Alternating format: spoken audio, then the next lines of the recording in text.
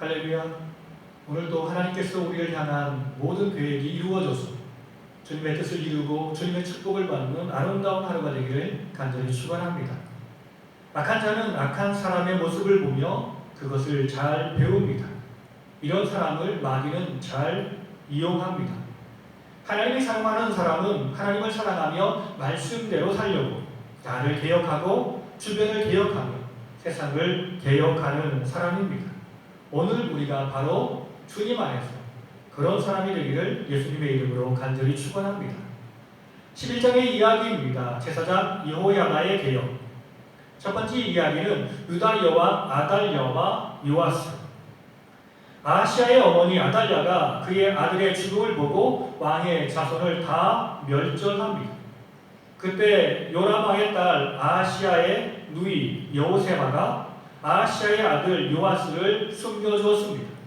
요아스가 그와 함께 여호와의 성전에서 6년 동안 숨어 지냅니다. 7째 해 여호야다가 사람을 보내 군사를 모으고 요아스를 지키게 하고 그에게 기름을 부어 왕으로 삼습니다.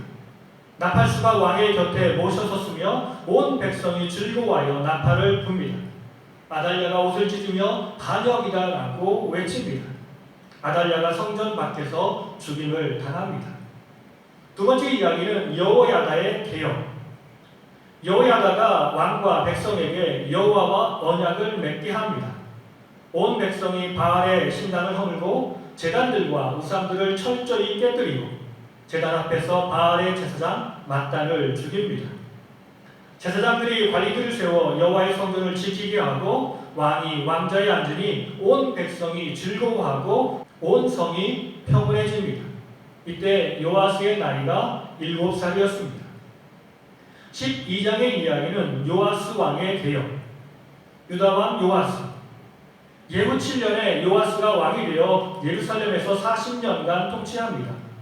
그의 어머니는 시리아였고 그는 브엘세바 사람이었습니다. 요아스는 제사장 여호야다가 그를 교훈하는 모든 날 동안에는 여호와의 말씀대로 살아 여호와 보시기에 정직하게 살았습니다. 그러나 산당들을 제거하지는 않았습니다. 백성들이 산당에서 제사하며 분향합니다. 두 번째 이야기는 요아스의 성전 수리. 요아스가 제사장들에게 여호와의 성전을 위해 드린 은과 자원하여 드린 은을 가지고 성전에 파손된 곳을 수리하라라고 명령합니다. 그런데 요아스 왕 제23년에 이르도록 제사장들이 성전에 파손한 데를 수리하지 않았습니다. 요아스가 여호야다와 제사장들을 불러 성전을 수리하지 않은 일을 책망합니다. 요아스가 제사장들이 사람에게서 받은 은을 받지 말도록 명령합니다. 제사장 여호야다가 한 괴를 가져다가 여호와의 전문 어디 오른쪽 제단 옆에 두었습니다.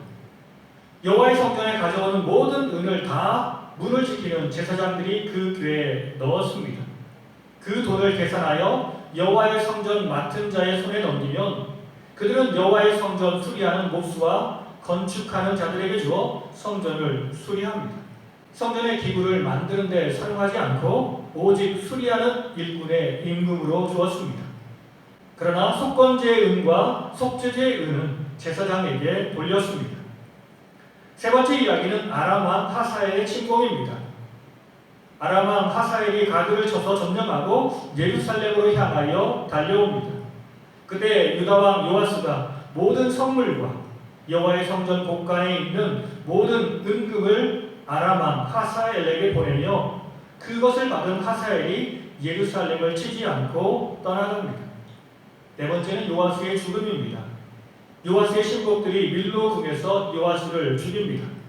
요아스를 죽인 자는 시므아스의 아들 요사갈이며 소멜의 아들 여호사밧이었습니다. 요아스가 다윗성에 장사되고 그의 아들 아마시아가 왕이 되었습니다. 오늘 말씀을 통해서 하나님께서 우리에게 주시는 교훈 첫 번째는 우리는 의를 지키기 위해 생명을 걸어야 합니다. 아달랴는 아합의 딸입니다. 그녀는 아버지를 닮아서 악한 사람이었습니다. 그녀는 자신이 왕이 되기 위해서 왕손을 다 죽였습니다. 그런 위협 속에서도 여호야다와 여호세바는 요아스를 숨겨서 살려줍니다. 이 사람을 통해서 새로운 왕국, 의의 왕국을 건설하려 했던 것입니다.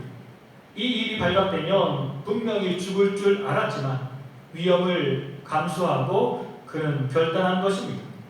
우리도 우리의 삶에서 의를 지키기 위해서 생명을 걸 수 있어야 합니다. 주님이 이 땅에 의를 이루기 위해서 자신의 생명을 거셨던 것처럼 오늘 우리도 우리의 삶에 하나님의 의와 하나님의 공의를 선포하려면 목숨을 내놓고 헌신해야 합니다. 두 번째, 우리는 날마다 개혁되어야 합니다. 여호야다와 유다왕 요아스는 말씀으로 세상을 개혁해 나갑니다. 우리는 때때로 개혁을 생각하면 외부 개혁만 생각할 때가 많습니다. 다른 사람들을 개혁해야 되고 세상을 개혁해야 하며 제도와 시스템을 개혁해야 한다라고 생각합니다. 그 말이 틀린 것은 아닙니다. 그러나 항상 먼저 개혁해야 하는 것은 나 자신입니다. 내가 개혁되지 않으면 이 모든 것들이 허사입니다. 바울은 말하기를 나는 날마다 죽노라라고 고백합니다. 이 말은 다른 말로 표현하면 나는 날마다 나를 개혁한다라는 말입니다. 오늘도 우리는 말씀으로 나를 개혁하며 살아야 할 줄 믿습니다. 세 번째, 우리는 주의 일에 집중하며 헌신해야 합니다. 요아스 왕은 무너진 성전을 수리하기를 원했습니다. 이 일을 제사장들에게 맡겼습니다. 그러나 시간이 지나도 이 일은 하나도 진행되지 않았습니다. 제사장들이 물질의 욕심에 빠져서 돈을 유용했든지 아니면 제사장들이 성전 일에 관심이 없었던 것처럼 보입니다. 우리는 주의 일꾼으로 주의 일을 게을리 해서는 안 됩니다. 최선의 노력을 다해 좋은 결과로 주께 영광 돌려야 합니다. 열매는 우리가 성실하게 그 사역을 감당할 때 우리에게 주어지는 것입니다. 그러므로 항상 최선을 다해 주의 일을 감당하는 주의 일꾼이 되어야 하겠습니다. 오늘 이 하루가 주님 안에서 맡겨진 사명을 성실하게 이행하여 하나님께 칭찬받고 주의 열매를 많이 거두는 복된 하루가 되기를 예수님의 이름으로 간절히 축원합니다. 같이 기도하시겠습니다. 맡은 자에게 구할 것은 충성이라 말씀하시며 참된 충성의 모습을 우리에게 보여주신 주님, 우리가 주님을 닮은 삶을 살길 원합니다. 주님이 의를 위해서 희생하신 것처럼 우리도 주님의 의를 위해 목숨 걸고 헌신하길 원합니다. 이 땅에 주의 뜻을 이루는 일에 집중하며 살길 원합니다. 이 땅에서 주의 의를 이루어 나가는데 내가 세상 앞에 의로운 사람이라고 교만하게 말하지 않게 하시고, 먼저 의로워져야 하는 것은, 먼저 새롭게 변화되어야 하는 것은 나임을 깨닫게 하시고, 먼저 말씀으로 나를 치고 말씀으로 날마다 나를 변화시켜 나가는 삶을 살길 원합니다. 주여 나를 인도해 주옵소서. 주님, 우리가 세상에 살면서 여러 가지 유혹을 받습니다. 그러다 보니 주의 일을 뒷전에 두고 나의 나라와 나의 의를 위해서 열심히 노력하며 살 때가 많습니다. 거룩하신 성령이여, 우리를 불쌍히 여겨주시오. 항상 내 마음속에 불릴 듯 일어나는 것은 주의 말씀을 향한 열정이 되게 하시고 주의 일을 향한 열정이 되도록 우리 마음을 이끌어 주옵소서. 오직 성령 충만하여 주의 뜻을 이루는 주의 일꾼이 되길 원합니다. 나를 사용하여 주옵소서. 오늘도 나와 동행하시며 나를 선한 길로 인도하시는 예수님의 이름으로 간절히 기도드립니다. 아멘.